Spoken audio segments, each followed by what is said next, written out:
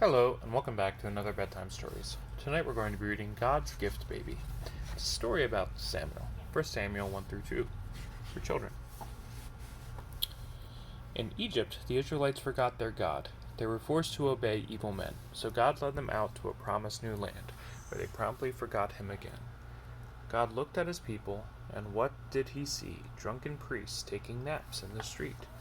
Rich robbers in search of more money to steal, cruel husbands of more wives to beat. The old high priest Eli, God's ruler on earth, sat and pondered and grew tired and gray, while in front of the people his sons broke God's law in every conceivable way. I must speak to my people, God said. I must warn them to listen to my words again. But all of the servants that God had ordained, if not wicked, they were tired old men. In the midst of the gloom and the godless decay lived Elanka and Hannah his wife. They loved God and each other, but Hannah was sad. No child came to brighten her life. Elisha went up to the temple each year to give offerings, to feast, and to pray. And every year Hannah would stand in the court of the women, and to herself say, "This year I'm alone, but I do love my God, and I come in his presence with joy. Perhaps by next year he will grant me my wish, and will send me my own baby boy." Each year, like the last, Hannah fervently prayed and grew older and multiplied fears. That she'd die with no children, a woman despised, until one day she let loose those tears. In those days, women were expected to bear children to their families. It was not like today, where women and men have equal freedom. Back then, women were expected to bear children, and if they didn't, they were shamed. So that's why she's really taking this to heart. Plus, she really wants a child. That she locked in her heart, and she fell to the ground, where she wailed and sobbed out her woe. She didn't know Eli was watching her pray. She was startled to hear him say, "Go and clean yourself up, woman. We have enough to do around here without you drunken women. You ought to be home with your kids." Wow, that's a cruel thing to say.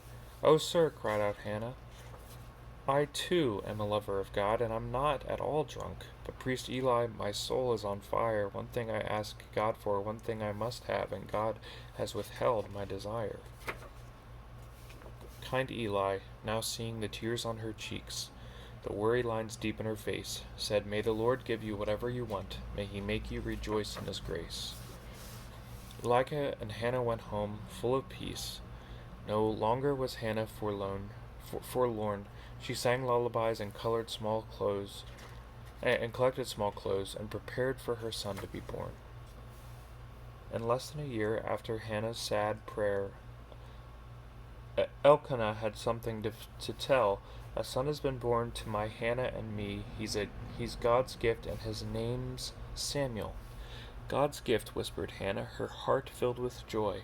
"But Samuel isn't my own. I can't do with him whatever I please. The baby is really God's loan." Elkanah went up to the temple that year and the next, but his wife stayed at home with her baby. I've just a few years to get Samuel ready for life," Hannah said to her husband. But in the 4th year, when young Samuel had just turned 3, Hannah said, "It is time for my gift son to go, serve the giver who gave him to me." "This is my son," Hannah said to Eli. "God lent him to me for 3 years. Now I give him to you, to the temple, to God." Hannah struggled to keep back her tears. "I will see you again. I will make all your clothes. I will visit you yearly at least. Just remember, my boy, if you can, so can I. You're not mine. You are God's little priests." And God smiled at those 3, mother, son, and old man. "Here," he said, "is the one who will tell all my wandering children to come home again. Little prophet, the boy Samuel." And that's the story of Samuel and God's gift baby. Let's end with a bedtime prayer. Holy God, thank you for this day. Thank you for everything in our lives. Thank you for putting people in our lives to help us through the good times and the bad times. And help us all to get a good night's sleep, and help us to wake up in the morning feeling refreshed, revived, and ready to take on the day. Amen.